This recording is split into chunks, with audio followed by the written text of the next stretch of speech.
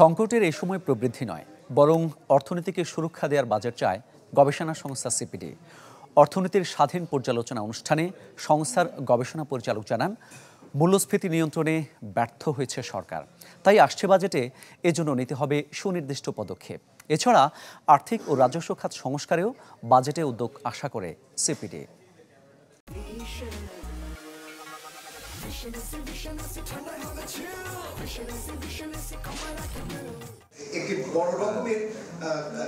সামষ্টিক অর্থনীতির গতিবিধি পর্যালোচনাও আসছে বাজেটে। প্রয়োজনীয় উদ্যোগের বিভিন্ন দিক তুলে ধরতে এ আয়োজন গবেষণা সংস্থা সিপিডির। এতে বলা হয়, স্মরণকালের সবচেয়ে কঠিন সময় পার করছে অর্থনীতি, যেজন্য সরকারের ব্যর্থতার দায় দেখছে সংস্থাটি। এক্ষেত্রে শুধুমাত্র সরকার যে উদ্যোগ কিছু নিয়েছেন, সেই উদ্যোগগুলো অপর্যাপ্ত। বিভিন্ন তথ্য উপাত্ত তুলে ধরে বলা হয়, অর্থনীতির আয়তন বাড়লেও সেই তুলনায় পাল্লা দিয়ে তৈরি হচ্ছে না নতুন কর্মসংস্থান। এজন্য প্রয়োজনীয় বিনিয়োগের ঘাটতিকে দায়ী করে সিপিডি। সংস্থার গবেষণা পরিচালক বলেন, আর্থিক খাতের শৃঙ্খলা ফেরাতে যথাযথ উদ্যোগ নেয়নি সরকার।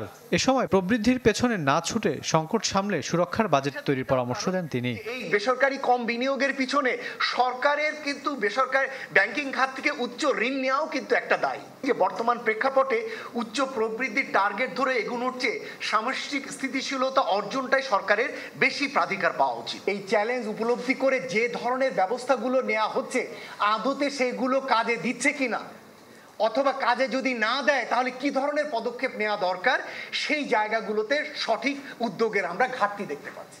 মূল্যস্ফীতি নিয়ন্ত্রণে সরকার ব্যর্থ উল্লেখ করে তিনি বলেন, এখনো বহু দেশের তুলনায় চড়া বাংলাদেশের পণ্যমূল্য। তাই আসছে বাজেটে এটি নিয়ন্ত্রণে কার্যকর উদ্যোগের দাবি জানান তিনি।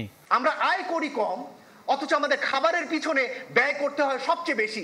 আমরা কোন অর্থনীতিতে রয়েছি? দক্ষিণ এশিয়ার যে দেশের দিকে আঙ্গুল দেখাতাম যে ওদের মূল্যস্ফীতি এত বেশি, আমাদের এত কম, সেই শ্রীলঙ্কার চেয়েও আমাদের মূল্যস্ফীতি এখন বেশি। সুতরাং এই যে আমাদের দুর্ভাগ্য যে আমরা মূল্যস্ফীতিকে একটা সহনশীল পর্যায়ে রাখতে না পারা, এটি কিন্তু আমি বলবো যে সরকারের একটা বড় রকমের ব্যর্থতা। এ সময় বিদ্যুৎ জ্বালানি খাতের সমন্বিত পরিকল্পনার সমালোচনা করেন বক্তারা। পরামর্শ দেন রাজস্ব আহরণের প্রক্রিয়া সহজ করারও। জ্বালানি এবং বিদ্যুৎ খাতের জন্য অনেক ক্ষেত্রে খুবই শর্ট টার্ম ঋণ নেওয়া হচ্ছে।